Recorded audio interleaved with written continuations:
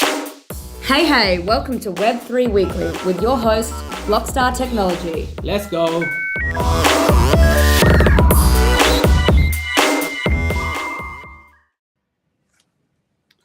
Hello, everyone. Welcome to our 57th episode of Web3 Weekly with Blockstars. And we have a special guest on today, Senator Andrew Bragg, who is leading the digital transformation within Australia regarding blockchain technology and cryptocurrency.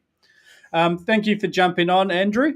I would like to start the podcast with how did you find yourself in cryptocurrency and blockchain technology? How did that come about? Well, basically, Josh Frydenberg, who was the treasurer in the last government, said to me, who knows anything about cryptocurrency? And I think someone said, I'll talk to Bragg. And I said, look, I don't know anything about it. I understand there's some drug dealers and some nefarious sort of people involved with this. And he said, well, you better find out whether there's anything good there. So I ran a lengthy Senate inquiry where I educated myself and discovered that there were great virtues to this technology of cryptography and blockchain. And we made a bunch of recommendations to set up Australia as a leading jurisdiction. Awesome. Because I have been following you for a couple years now, and I do remember when the guys from, I believe it was the Aussie Punks, had made you your very own custom Aussie Punk that you had as a profile picture for a little bit there. Yeah, we were able to sell that for quite a large sum of money, which I thought was quite obscene, for a Indigenous charity. So that was all put to good use in the end. Awesome. So, Senator Bragg, you have been a pivotal figure in sculpting the Digital Assets Bill. And despite the fact that it was ultimately rejected by Senate, I think a lot of really great things came from the bill, especially the catalyst to really open these discussions to the floor. So I just want to know, were you expecting it to be rejected, considering it was in the Labor Party's, the power was there, or what were your feelings when it did ultimately get rejected? Well, I'm in the Liberal Party. I mean, the Labor Party have a policy of sort of not doing many good things for Australia, unfortunately. They're the government at the moment. So the good thing about democracy is the Australian people have a chance to dispatch them next time we have an election. Look, I mean, the bill it's in the Senate. It's been rejected in a sense that the government don't want to pursue it. But we think that in the Liberal Party that it's better to establish a system of regulation for Australia now, because not only are consumers exposed to an unregulated market, but we believe fervently that it's one of those areas where if you legislate a framework, you will be able to capture more investment, because there's so much uncertainty about investing into crypto across the globe. I believe the jurisdictions which establish laws to regulate crypto will be the jurisdictions which attract more of the capital. Now, in Australia, we have an incentive to do that because we're a nation of oligopolies, right? We want to see more competition come to the fore. We want to see our citizens benefit from the disruption that the technology brings. And so I think the Labor Party and the government are missing a real opportunity here. Yes, Yep. I agree with that. And so what would you say with some of the criticisms that we heard about it essentially being maybe too broad or lacked detail? Oh, well, that's politics. I mean, the Labor Party don't like it because it's not their idea. That's how politics goes, which is why everyone hates politicians. And fair enough, I get that. But they don't have any substantive critiques. I mean, they've been dragging their feet. They've been in government for 18 months now. And the Minister, Stephen Jones, is only really interested in what the unions and the big super funds want. Any other issues are not dealt with. And so the government's substantive critique is that my bill is crap because it doesn't have enough detail. That is their substantive point, I guess. Trying to be as fair and balanced here as I can.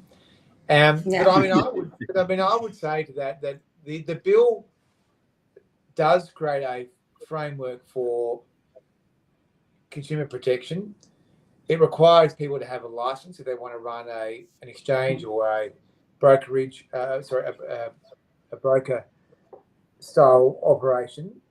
And then you would fill in some of the detail by making regulations, which wouldn't be in the primary bill that the government would have anyway. So I think the main criticism is really just that they don't like it because it wasn't their idea. Yeah, you see that a lot. Andrew, on that topic, for anyone who's listening and doesn't know much about your bill, could you please summarize some key points for our listeners to let them know what you did want to introduce? So, I mean, the bill at the moment is in the Senate, and what it does is it regulates digital assets businesses. So it establishes a system of licensing for markets, brokers, and it's a system of licensing the gatekeepers. So it doesn't regulate each token. It regulates business ABC, which has a license to run a market, and the obligations are on the market. So capital requirements, key personnel tests, risk management systems, management of tokens, hot and cold wallets and all that sort of stuff is all in the bill, okay? And so then you have a system which ensures that consumers are protected because you have a fulsome regulatory system. It also requires you to have a license if you want to issue a stable coin, and you have to hold reserve capital equal to the value of the tokens on issue. Sorry. No, that makes sense because a lot of the exchanges, it'd be much like a bank essentially, and I know some exchanges in Australia are implementing proof of reserves using things like Merkle Tree or zero knowledge proofs, which is technology basis, but it's still not in law that they have to do it. Some are doing it out of the goodness of their customers, so to show stability in their ecosystem and let people know they're 100% back reserved. On the stable coins, Andrew, I know the stable coins are a bit funny because stable coins, they're actually a business. They're not a Federal Reserve. They're not a government. It's a business in themselves, which is risky. And there's different technology used in them, like Luna, which was algorithmic, which can have big consequences as well.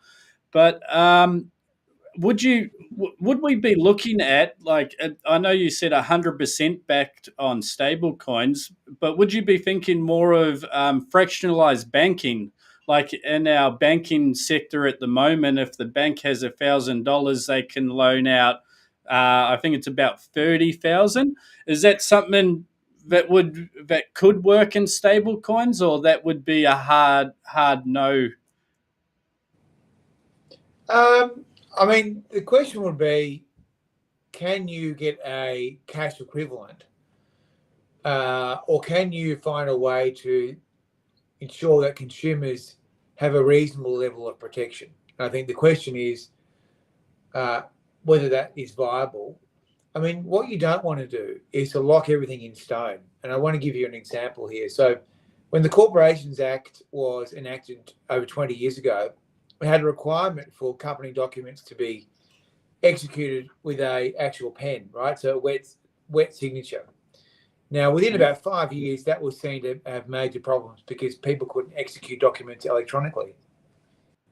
Law reform finally came when we had the COVID crisis, but it's a good example of you don't want to lock into law a particular process or way of doing things that is going to be disrupted easily. Now, in your case of looking at this area, things will change quickly, which is why you want to have the flexibility of a regulation-making power so that a minister can change it as things change. Now, this shows the ridiculousness of Labor's position that they're saying that the bill hasn't got enough detail. I mean, that's by design. You want to have the fundamental principles in the bill, and then you want to have subordinate regulations that can be made as time goes on, because it took 20 years for the Parliament to pass a law to change the wet signature to a electronic signature requirement. 20 years. And the reason it took 20 years was because it was hard-coded in the law. So a minister couldn't just make a regulation. So I'm trying to make a point here that when you lock something into a law in Australia, it's locked in. It can't be changed unless Parliament changes the law. A regulation can just be made by a minister and tabled in Parliament. Yeah, that makes a lot of sense, Andrew. It's sort of you're building the foundation for you sort of build the foundation, but you can change what shed you want to put on it as time goes by. So yeah, that's very interesting. Thank you for that, mate. So, Senator Braggs, in terms of reaching a balance between innovation and consumer protection, what were some of the greatest obstacles you found having to implement that? Well, when we ran the inquiry into crypto, there were a bunch of people who said we should give safe harbour to all the existing businesses. And my view was that would have been a green light to every shonk in town, and that we needed to move to a system of hard regulation, which means by definition that you're going to lose some innovation. Because when you set a capital standard, for example, for a digital currency exchange, you are going to wipe out some of the smaller businesses because they won't be able to bring the capital to the table. So you have to make a judgment and be honest about it as a policymaker, as a legislator, that this is the choice you've made, that you're prepared to lose some innovation in order to get a large chunk of consumer protection in order. And that is ultimately the judgment that I thought was right. And we want to see that law enacted in future. The problem we have, and the problem that Australia has, is we have a government that is not committed to this agenda. And I doubt there'll be any laws passed in this term of Parliament, which means we won't have crypto laws until probably 2026 at best. And so I think we've seen, because of the lack of regulatory certainty, we've had a lot of consumers hurt in the process. We've seen a number of really big exchanges come down. A lot of people have suffered significant loss. I have myself been involved with some of those exchanges that tumbled, and I think a lot of people in this space that have invested in the last couple of years. In terms of bringing that certainty and the regulations with exchanges, that can only really be seen as a positive thing. So in terms of a timeline, what kind of timeline are we looking for consumers to be able to get the protection that we seek to bring some legitimacy into this space? Well, as I said, under the Labor Party, this is not a priority. So you won't see anything in this term of Parliament. And I think the only real chance of seeing something materialise is if there is a Liberal government elected in Canberra. Yep. I just want to come back a little bit, Andrew, and you touch base on your digital assets bill targeting exchanges, brokerages, and stable coins. But not sort of the tokens themselves, or maybe the more decentralized systems that are out there. What was your thinking in terms of that? Was that again to just have the set framework to build on, or? Well, I guess it was working on the basis that there is a system in Australia which exists around the regulation of investment products. And this would be a similar approach you would deploy here. The other point here is that the bill also regulates CBDCs by requiring the foreign CBDCs to report in Australia to our regulators about the use of CBDCs. I guess one of the issues we are going to face potentially in our own region in the Pacific is the threat of or the risk of a foreign CBDC taking hold in our backyard. Now, because everyone's got a mobile phone these days, regardless of where you live, you could very easily see tokenized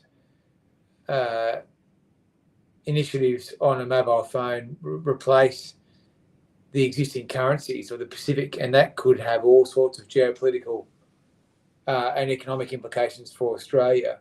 So I guess my view was the least we can do here is to make sure that we have a handle on any CBDC use in our own jurisdiction by requiring reporting.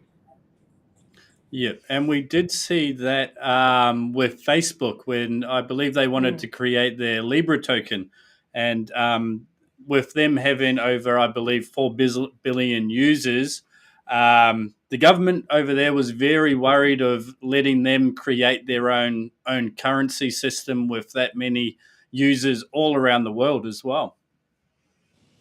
Yeah, So, well, I mean, yeah, go on. Sorry. Did you want to say something about that, sir? Yeah, I mean, I think one of the issues here is that we have a position where we're facing some of the biggest monopolies we've ever seen in terms of major tech players, platforms, which are becoming vertically integrated. I mean, Apple, of course, is looking at running a buy now, pay later product in the US. And that could be, I mean, if you have organizations which are providing hardware and software like mobile phones and operating systems, and then that's parlayed into a social networking application which parlays into a currency, that is going to concentrate a level of understanding and control over humans that we haven't seen from any monopolists in the past. So I think what it means is we as Australians need to be alive to some of these risks. We shouldn't be protectionist and we shouldn't be closing down any avenues, but we need to know what's going on. Yep, definitely. So how important do you think it is for our regulation to align with international standards, especially in regards to the CBDCs? Are we seeing alignment with international standards? Are we seeing cooperation in terms of this? It's clearly a risk because of foreign governments and their uses. Where is our alignment and what's the importance of it? It's a good question. I mean, I think our alignment is always in a security sense with our great allies, and that would be with the Five Eyes. Then there is the quadrilateral, and then there is, of course, our close partners in AUKUS, which is the Australia, the United States, and the United Kingdom. We also have, of course, strategic arrangements with Singapore and a range of other close neighbours in Japan. Look, I think it's really important that we do work with these other friends, because the foreign governments that may wish to deploy CBDCs through our societies will be doing so for economic and geopolitical purposes. And so, I mean, it's a bit like if you look at Donald Trump's presidency in the US, I mean, I don't think he had as much success as he might have had on foreign policy because he always wanted to work on his own. Whereas I think it's a much better approach for us to work with fellow democracies on major international issues. And I do think this is a risk to our free society. And so we ought to be working closely on standards with those jurisdictions I just mentioned. So what are we seeing in terms of the complications? Say, for example, I'm sure we are all aware that currently we're on the brink of what looks to be World War III. How important is the harmonization of this alignment with these jurisdictions, and how are these global economic crisis is going to impact us here at home with the adoption of such technology? Well, I mean, as you know, I mean, crypto was useful for Ukraine, particularly at the beginning of the conflict with Russia, because it was a way they could get money into the country, right? Now, I'm not sure, you would know better than me what the current conjecture is with the Hamas Israel conflict. I mean, we will always support democracies, and I mean, our position is that we support Israel, strongly support Israel in its war with Hamas. Now, the delicate matter here is that, of course, we don't want to see any civilian casualties, and so we've implored Israel to be extremely careful in its military operations to minimise the loss of any civilian life. But I think that the role of crypto really in terms of this current conflict is not known to me. I mean, you might know some of the. So I have seen that there's been some reporting that there was some Hamas use of cryptocurrency. Is that right? Yeah, it ended up, it was a big news headline, but the total figure that they had tracked going to Hamas was actually 2,000 US dollars. So that came out a little bit later on after the news had taken off on their story. But Andrew, I fully agree with you because blockchain, cryptocurrency technology, whether it's CBDC, more decentralized assets themselves, it is a global currency or a global piece of software, executable software, which us and our allies and partners around the world, I think we need a strong simulation where any laws are very similar. So anything coming or going over national borders, they all fall underneath the same laws, much like what happened with Pirate Bay years and years ago with Pirate Bay and pirated movies. Yeah, well, I mean, we have no choice as a middle power to work with our friends and allies. I mean, we are not a global standard setter on our own.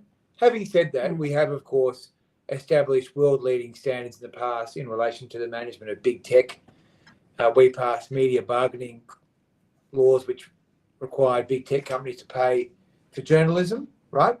And we also passed very strong e-safety laws, which Facebook, Google, and the others have always resisted, but we've done a good job, I think, in leading the world there. But I mean, in terms of these issues, I mean, we need to work with our partners, and I mean, everyone knows who Australia's allies are, and that's where we'll be starting our work. Yep, awesome. You had another question? No, you can come on. So I think I did have another question I wrote down for you because we're really looking in terms of the consultation and engagement with stakeholders and really what role the certain leaders in the industry played in the development of these regulations and how much should we be relying on industry when preparing some of these legislations and bills? Well, I mean, the consultation has been informed by the parliamentary inquiry, which I chaired, and Blockchain Australia and all the other groups that were involved with that, I think, felt that they had a reasonable hearing. And then, of course, in the course of the bill being examined by Parliament, there's been a parliamentary inquiry, there's been a report, there's been public hearings. So we've heard from the legal experts, we've heard from the business operators, and I think it's been a good process where people have had many opportunities to engage with the Parliament. And you know what? That's actually the job we have as legislators, is to engage with people and to listen to them. Now, I think that personally, I learned a lot from engaging, as I said at the start of this podcast, with the different parts of the crypto industry. I had no idea what it was going to be like. And there were some interesting moments. There were some very strange moments, but ultimately, I saw it as a really good opportunity for Australia to be a first mover on this because we could lock in the benefit of the disruption, which is going to happen to us anyway.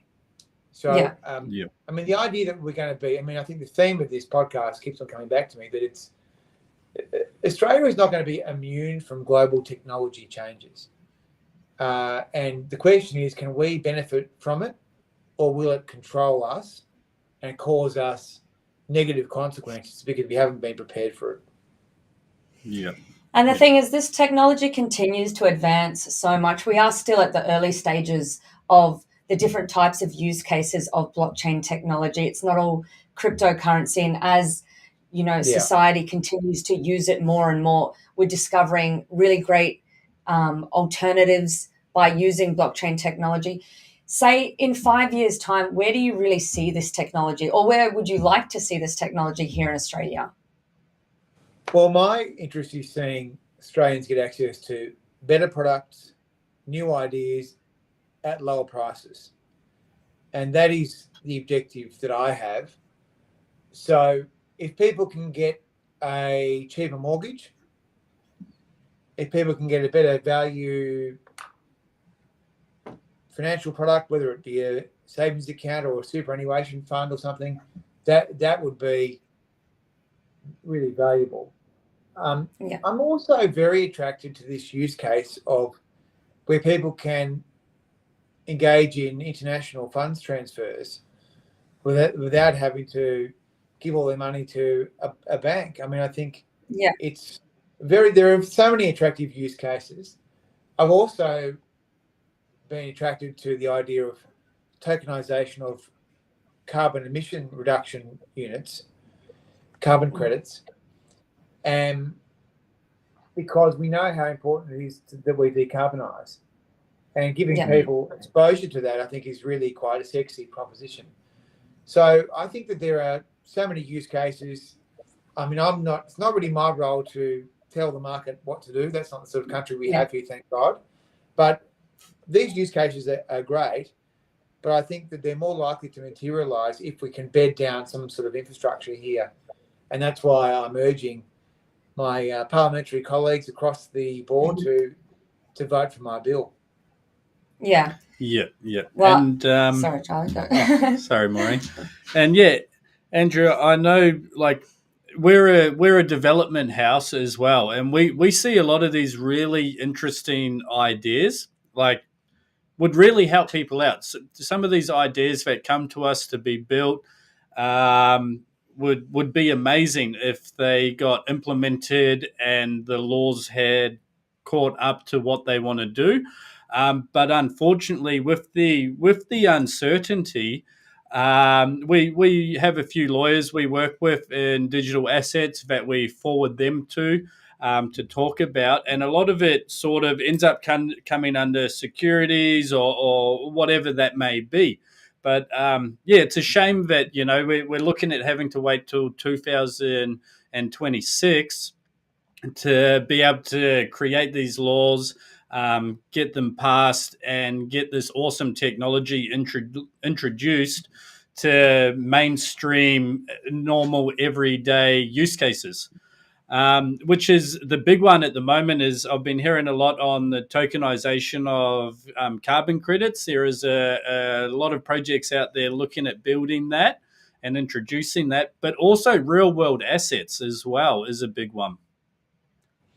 Yeah, well, you've got a good opportunity to help yourselves when the 2025 election rolls around, and obviously I encourage people to always vote Liberal. But I mean, look, in the interim, for people that are listening to this podcast and they're wondering, well, why is the government not wanting to move on this? If you're living in a Labor electorate in somewhere in Australia, I assume this is a podcast that goes to different parts of Australia, I need you to ask your local member and go and have a meeting with them and ask them what the government is doing to progress crypto regulation. It's a reasonable question. You live in a democracy. Your federal politicians will be available to you, and you should put some pressure on the government, because it's not in the country's interest for us to. I mean, even though I'm making some sort of semi-serious political points here, semi-churlish maybe, in jest, of course, it really would be better if Labor did actually just deliver this agenda in this parliament. So that's one thing people can do. Yeah, and here on the Gold Coast, and Maureen, you can add to this as well. is on the Gold Coast, our mayor, Tom Tate, he is very good at advancing emerging technology, which is blockchain, AI, anything new. He's very interested and looking around the world at what they're already implementing and what we can introduce on the Gold Coast. With last year, we had Gold Coast Business Week, which was all about emerging technology and innovation, which was very interesting. There was quite a big week. Well, mate, if the rest of Australia was like the Gold Coast, we would always be Australia would always have a Liberal government. Yeah. So, what about the discussions towards the changes in the anti-money laundering or counterterrorism finance measures? Are you seeing many changes that need to be introduced in that area, or do you think we're pretty well covered? No, I mean, I think, look, the AUSTRAC stuff is all pretty good. I mean, it's up to AUSTRAC to recommend any changes to their legal arrangements if they need them. But we don't think, I mean, I didn't think that AUSTRAC was the right regulator for all of this, which is why I pushed it into more the financial sphere, really into sort of ASIC's remit. But, I mean, as far as I know, AUSTRAC do a good job on regulating what they've got. But the laws that they have for digital currency exchanges, I mean, you could drive a truck through. I mean, you can get a DCE license in an afternoon. I mean, we could go and set up a company this afternoon and get a DCE license. And so in terms of licensing and registration requirements, you mentioned a few things in your bill, but just for our listeners, where are you seeing the main changes in this area for licensing and registration that really need to take place? Are we lifting the standard? Are we wanting to make it harder for people to get licensing, more of a capital investment, or what is it? Yeah, so it's capital requirements, key personnel tests, segregation of customer funds, it's risk management, it's the hot and cold wallet issue. Those are all the things that need to be in the law ASAP. And so are you across the Treasury's consultation proposal paper that they released last week? I mean, the Treasury paper is basically a rehash of what we released in government 2 years ago. And so they've gone back to the start because they've been doing other things. I mean, they've been busy working on Labor's agenda on big unions and big super. Yeah. And so was there anything in the Treasury consultation proposal that maybe stood out to you as being any different or, you know, propelling us in the right direction? Or how are you starting to look at this front? Well, I mean, it's fine, but I mean, it's taken them 18 months to release the same paper we released 2 years ago. So it's just been a huge waste of time. Yeah. And given the pace of movement, you mentioned 2026, unless a different government or unless they change their perspective on crypto, is that really the earliest most of us can maybe consider seeing any changes or getting any security and regulation? We're already halfway through this term and they've done nothing. All they've done is re-release the paper we put out 2 years ago. So unfortunately, the answer is yes. Yeah. And Andrew, on that customer protection side, if that was to come into law, I guess would there be insurance policies coming out after that to repay consumers if anything's lost, or how would that look? I think what you'd see a regulator enforcing the provisions, right? That's what you'd see. So, for example, if you had an FTX Australian operation which had to have a license, right, then ASIC would have had recourse to recover customer funds, to do other things that it would have been able to do under its laws. Because there's no laws there's nothing they can do. So that's the difference you're going to get from a consumer protection viewpoint. You're going to have a regulator there to enforce the provisions and to protect people. And so on that topic, with consumer protection laws, currently we have a lot of laws that protect us today. With crypto scams, where's ASIC really falling on scams, fraud? Where's the federal police falling on it? They don't seem to follow up scams, even if the material is there. Is there a bridge in the gap in the laws that needs to be bridged, or why is there a lack of consumer protection, even if their existing laws could cover it? Oh, look, I think on the scams, the government has tried to push out some initiatives on scams, which we welcome. But I think the reality is that the lack of regulation means that it's going to be a band-aid after band-aid. Yep. And so, how hard do you find, or would they find, the borderless transactions? Because we're now looking at mutual global laws and conflicting laws. How are we going to, our regulations here, going to permit us to deal with other countries in areas like this? Well, we won't be able to engage until we deliver our own domestic laws. And so I've had a number of discussions with Senator Lummis from the US, state of Wyoming, and other members of the House of Commons in the UK and all that sort of stuff. And we need to keep pace with it. So that's another reason why the government need to keep going. Yeah. So should our engagement with stakeholders really be taking a much more global approach? Really taking our stakeholder engagement to a global level, or are we really just worried about our backyard and hoping that we align internationally?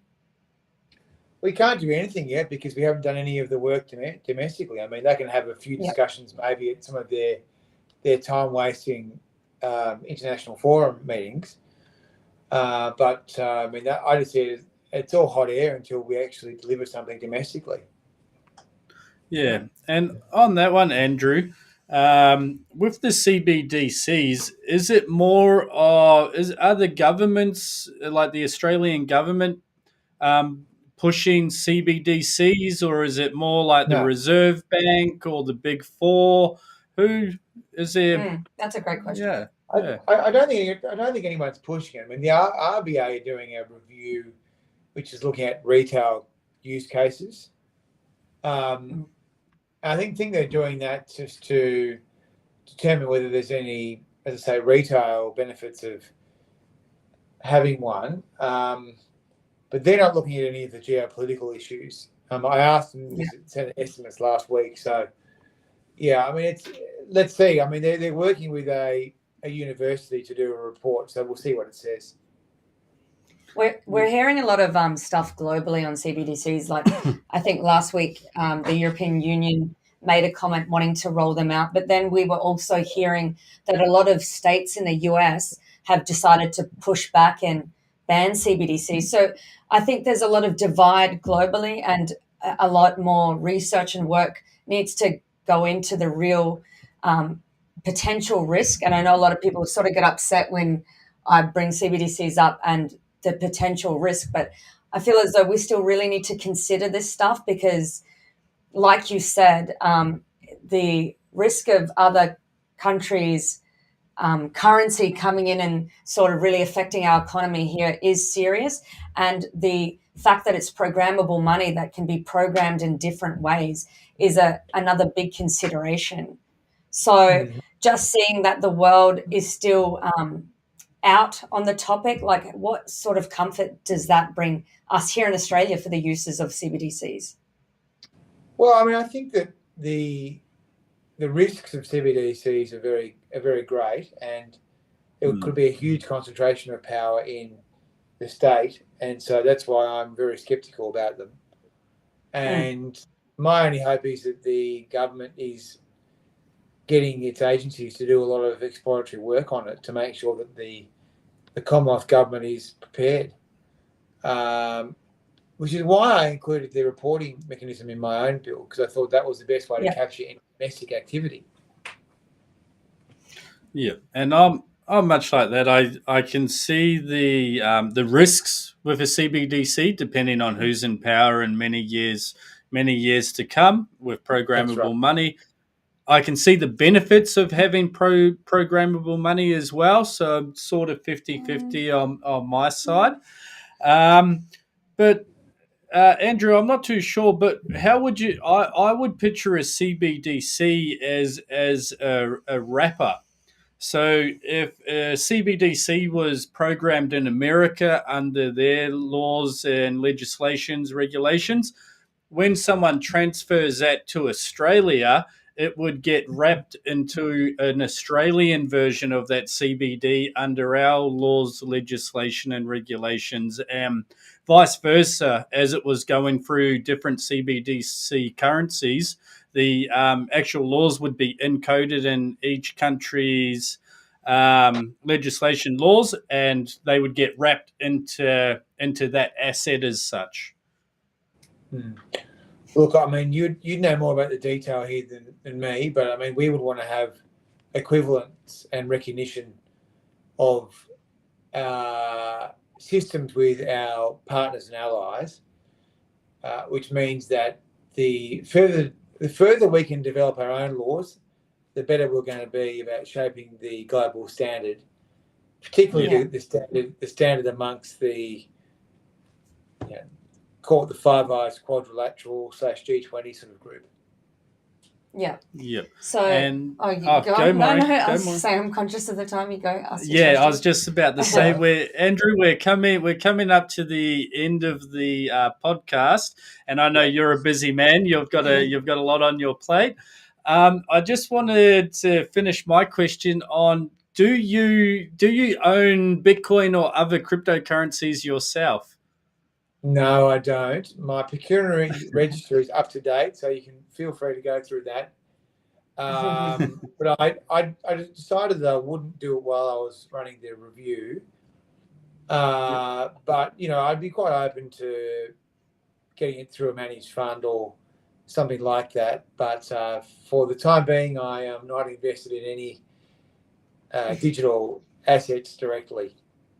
Yep, awesome. Because we are seeing BlackRock coming close to an ETF by it looks like in America, but only time will tell with that one. Maureen, any finishing questions or comments for Andrew Bragg? I was just going to say, do you have any final comments or statements you'd like to leave our listeners on before you go?